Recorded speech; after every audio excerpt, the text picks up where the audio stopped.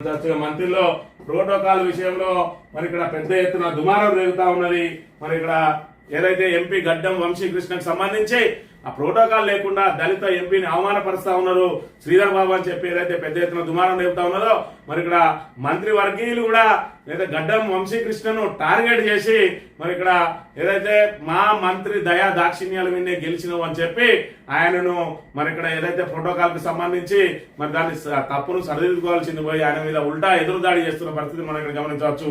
దాంతో ఇప్పుడు మంత్రిలో ఒక చర్చనీయాంశమైనటువంటి మరి ఇక్కడ సోషల్ మీడియాలో ఒక చర్చ జరుగుతా ఉన్నది. మా సారే ఎంపీని గెలిపించింది అనే భజన బ్యాచ్ కి అంకితం. మీ సార్ ఎమ్మెల్యే గెలవడానికి 100 కోట్లు ఖర్చు పెట్టి కాలేజీలో పడితే ఆఖరికి ఎమ్మెల్యే గెలిచిండు. కాంగ్రెస్ పార్టీ మంత్రి ఎమ్మెల్యే అభ్యర్థికి 31,000 మెజార్టీ వస్తే అదే కాంగ్రెస్ పార్టీ ఎంపీ అభ్యర్థి గడ్డం వంశీకృష్ణకి మాత్రం 50,000 పైచీలకు మెజార్టీ రావడం ఏమిటి అని మంత్రి నియోజకవర్గంలో ఎంపీకి ఎక్కువ ప్రజాదరణ ఉన్నట్టు కాదా అని ముక్కు మీద వేలేసుకుంటున్న కాంగ్రెస్ అభిమానులు అని చెప్పి మరి ఇక్కడ మంత్రి మరి స్థానికంగా ఉంటాడు, ఒకటే నియోజకవర్గం, ఇక్కడనే అందుబాటులో ఉంటాడు. గతంలో మరి ఇక్కడ 4 సార్లు గెలిచిన చరిత్ర ఉన్న మంత్రికేమో మరి అలాగా అక్కడ 31,000 మెజార్టీ వస్తే మరి గడ్డం వంశీకృష్ణకి 50,000 మెజార్టీ వచ్చింది.